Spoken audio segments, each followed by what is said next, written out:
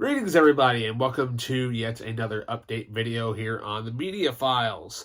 This time around, it's going to be a fairly short one. Managed to find a couple of comic books and a few books. Yeah. Where did I get them at? Find out next here on the Media Files.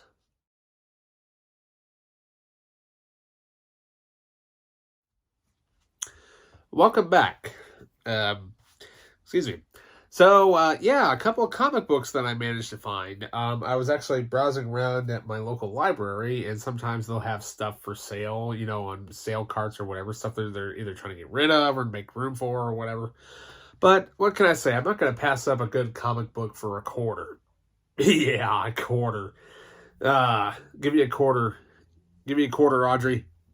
Yeah, you know what that movie's from, but anyways. So yeah, what can I say though? I got a classic comic book which was made into a couple of movies. It's sad that unfortunately we will never get the third one. I'm sure you probably saw it just now. I'm not kidding you, for a quarter. Sin City, that's right. Now this is exclusively just the I believe it's just the first story that has Marv in it. And what can I say? I've never actually read the original comics, but, what can I say? I believe this is, I believe it's The Hard Goodbye, I believe is which one it is. Yeah, because it's got Marv there with I believe it is The Hard Goodbye, I believe is which one that is. But what can I say, though? I love Frank Miller. He's awesome. What have you. So there you go. So with this other comic book, I love this movie series. I know people have bashed like the last couple of movies, but hey, you know what? You paid to watch them. Sorry, they got your money. Yep, I'm of course talking about a really cool comic book series that I'm not sure if it actually when it exactly takes place or whatnot, but hey, it's actually, I wouldn't mind actually seeing this movie as like either a fan film on YouTube or a fan-made production, or if Hollywood actually would do something right for once. I am, of course, talking about The Terminator, 2029 to 1984. Yeah. Before John Connor sent him back into time to save Sarah Connor from a T-800 with a grudge, Kyle Reese was just another man fighting to survive along his friends in a world overrun by Skynet and its terrifying army of killer cyborgs.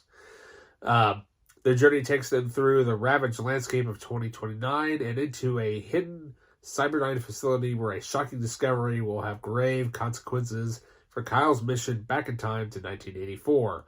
The future of humanity is more uncertain than ever as Kyle battles an entirely new Terminator threat alongside Sarah Connor.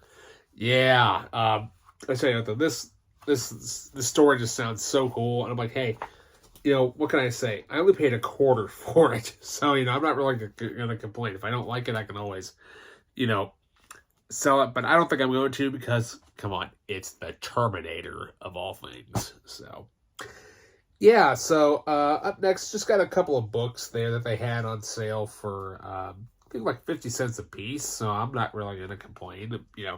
Got a couple of, fantasy classics and one movie that is actually was novelized based on the script.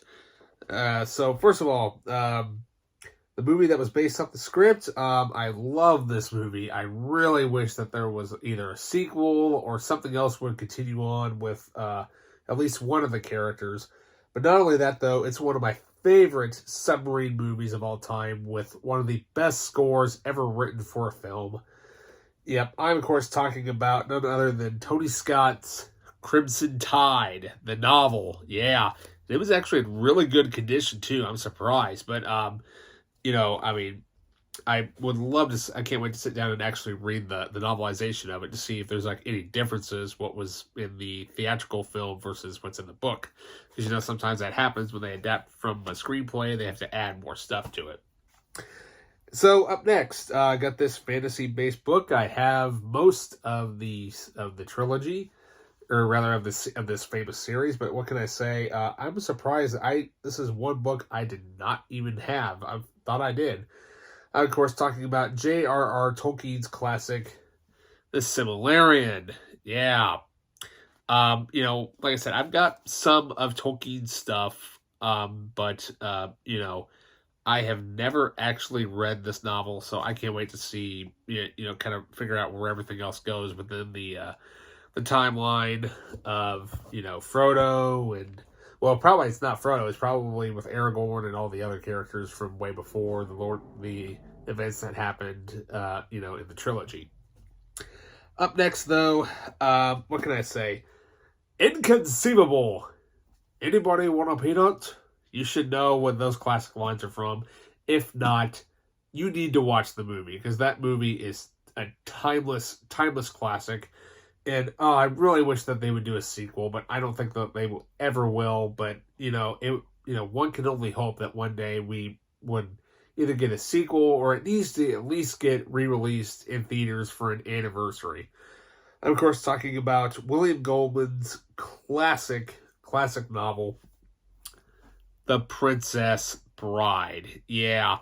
What can I say? I mean, God, this movie is so good, so well directed, and Rob Reiner really hit it out of the park with this movie. And not only that, I mean, just the sword play that was done, created by Bob Anderson, who went on to do The Lord of the Rings. And not only that, though, you've got just a great classic with Wesley and with Buttercup, and then on top of that, you get Humperdinck and Fezzik. And then, of course, you got Inigo Montoya. So, yeah. What can I say? It's classic book. And so with that, what can I say? So with that, so take care, and I'll see you in the next update.